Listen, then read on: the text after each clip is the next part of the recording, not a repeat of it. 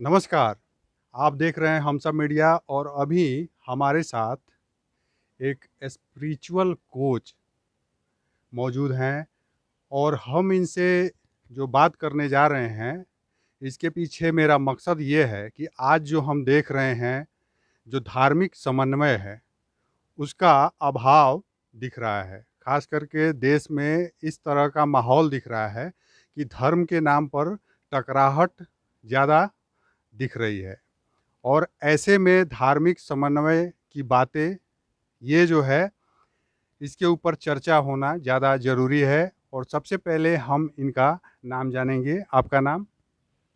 मेरा नाम शीलभद्र उपाध्याय है और मैं लोगों को उनकी जो समस्याएं हैं उसके मझधार से निकलने की क्या युक्ति है, हमारे शास्त्र जो बताते हैं, हमारे अनुभव जो बताते हैं, उसके अनुसार मैं कुछ प्रयास करता हूं और लोग बड़े ही उससे प्रेरणा लेते हैं और मुझे खुशी होती है कि वे मेरे बताए हुए बात से उनको कुछ लाभ हुआ। आप जो कुछ भी हम यहाँ चर्चा कर रहे हैं, ये धार्मिक समन्वय के ऊपर है, ये चर्चा। और जैसे आप गीता की बातें करते हैं, गीता का जो अलग-अलग रूप है, गीता अलग-अलग भाषाओं में लिखी गई है और ये भी पता चला है कि आपके कोई जानने वाले हैं, जिन्होंने गीता भोजपुरी में लिखा है और उसको भी आप प्रमोट कर रहे हैं। जगह-जगह जो है आप उसे प्रमोट कर रहे हैं। आपका ये मानना है कि गीता ज़्यादा से ज़्यादा लोगों के पास तक गीता का जो ज्ञान है वो पहुँचना चाहिए। हम ये भी देखते हैं कि जैसे ही हम गीता की बात करते हैं, तो एक तरह से ये भी दर्शाया जाता है कि गीता जो है यह धार्मिक भेदभाव से रहित एक ग्रंथ है। इसे किसी भी धर्म के चश्मे से या नज़रिए से नहीं देखना चाहिए। यह गीता में जो भी बातें जो कही गई है, वो सभी धर्म के अनुयायियों पर एक समान लागू होती है। बावजूद इसके यह देखा जाता है कि गीता एक हिंदुओं का ग्रंथ है। तो इसके बारे में आप क्या कहेंगे? ये बात आपने सही कही। वास्तव में गीता किसी मज़हब के दायरे में बंधी हुई चीज़ नहीं है। हाँ, जहाँ तक धर्म और मज़हब दोनों एक जब समझ लेते हैं लोग, तो भ्रम में पड़ते हैं। मज़हब विभिन्न प्रकार के संप्रदाय हैं, जिनका कि कहीं न कहीं किसी न किसी के द्वारा उसका प्रवर्तन किया गया, हुँ, जिनके के द्वारा किसी के द्वारा चलाया गया। हुँ, लेकिन जो धर्म है, वो हुँ, सनातन है, हुँ, उसको किसी ने चलाया नहीं। हुँ, तो गीता उस हिसाब से देखा जाए तो गीता का उपदेश जो है हुँ। किसी खास मज़हब के दायरे में बंधा हुआ नहीं है कि उसको किसी खास व्यक्ति के द्वारा चलाए हुए पंथ के अनुयायी ही चलाएँगे। ये सारे लोगों के लिए है और हर तरह के लोगों के लिए है, वो चाहे गृहस्थ हो या सन्यासी हो। जैसे हम हिंदू धर्म में देखते हैं, हिंदू धर्म की जब हम बात करते हैं, वैसे तो हिंदू कोई धर्म नहीं है, एक संप्रदाय है।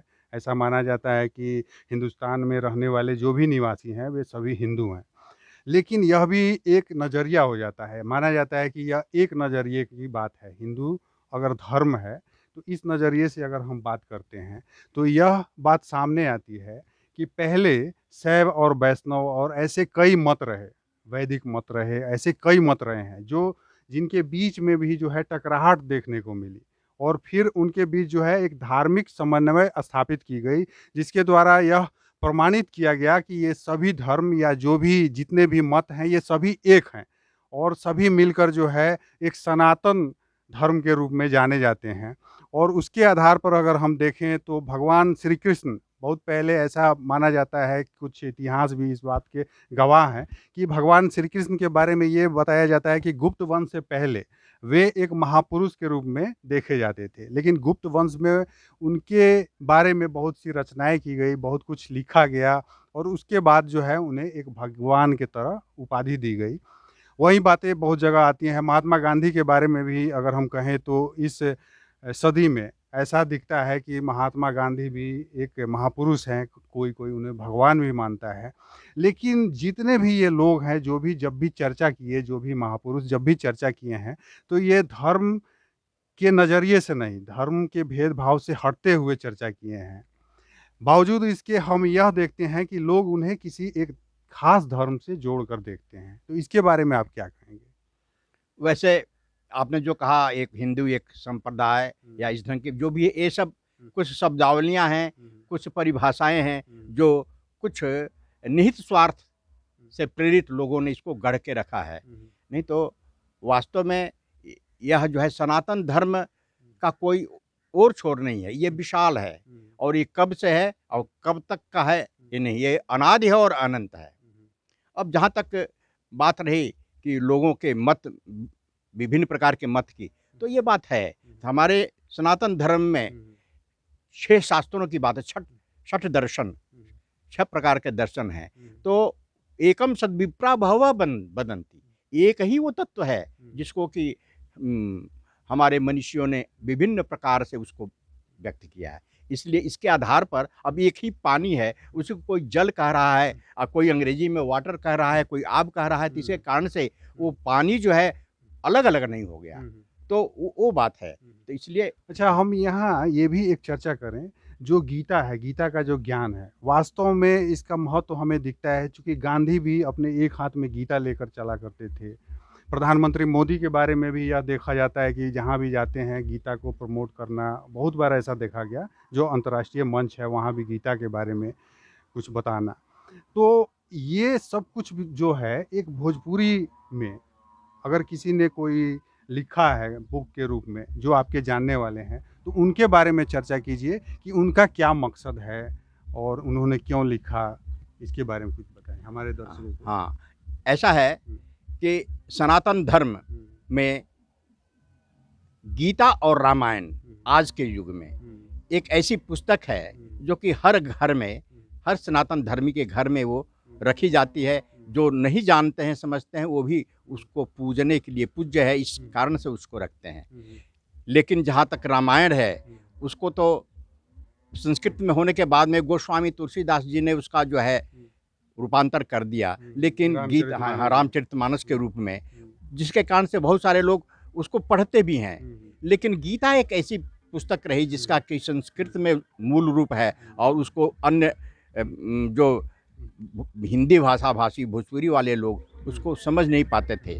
ऐसी स्थिति में मेरे एक मित्र जिनके अंदर में ये भावना थी कि नहीं, मैं गीता को सर्व सुलभ सबके समझ में आने वाले अंदाज में उसको प्रस्तुत करूं, और उन्होंने लिखा। तो वही बात जिसके बारे में करते, उन्होंने एक पुस्तक लिखी गीता संभव। तो भोजपुरी में भी जो है गीता लिखा जा चुका है और इसके बारे में शायद ज़्यादा लोगों को जानकारी नहीं हो, लेकिन हम यहाँ आपको बता दें कि भोजपुरी में एक बुक है गीता संभव नाम से, और गीता संभव में आप जो है गीता के बारे में भोजपुरी में जान सकते हैं। जो लोग भी संस्कृत जानने वाले नहीं हैं या जो हिंदी नहीं समझ पाते हैं लेकिन भोजपुरी भाषी हैं और भोजपुरी में जानना चाहते हैं गीता के बारे में, तो वे इस पुस्तक के द्वारा जो है गीता के बारे में बहुत कुछ जान सकते हैं। और यह गीता का जो भी ज्ञान है यह लोगों तक अलग अलग भाषाओं में पहुंचाने की ज़रूरत है, क्योंकि यह कहीं ना कहीं कर्म से जुड़ा हुआ एक विषय हो जाता है। गीता के बारे में जब हम बात करते हैं तो जो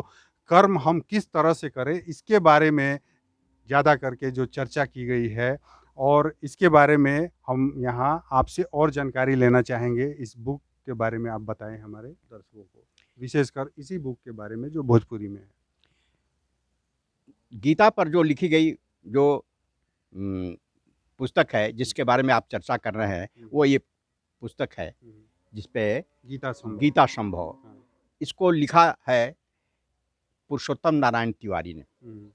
तो ये गीता, इसमें ऐसा नहीं है कि किसी समयबद्ध एक खास समय के लिए ये इसका ज्ञान है, ये तो सदा सदा के लिए है। यही कारण है कि गीता, आपने जैसे बताया कि महात्मा गांधी के भी हाथों में हमेशा गीता रहती थी, और आज के यशस्वी प्रधानमंत्री मोदी भी इसको पास में रखते हैं, और कहीं जाते हैं तो विश्व के किसी भी वो मजहब को मानने वाले हों लेकिन उनको गीता भेंट करते हैं, क्योंकि ऐसा मानना है कि गीता किसी मजहब में कैद नहीं है, क्योंकि इसका ऐसा ज्ञान है। और ये ऐसा ज्ञान है जो कि कहाँ है, तो कहते हैं कि धर्म क्षेत्रे कुरुक्षेत्रे समवेता युयोत्सव मामका पांडवश्चैव कुम अकुर्वत संजय।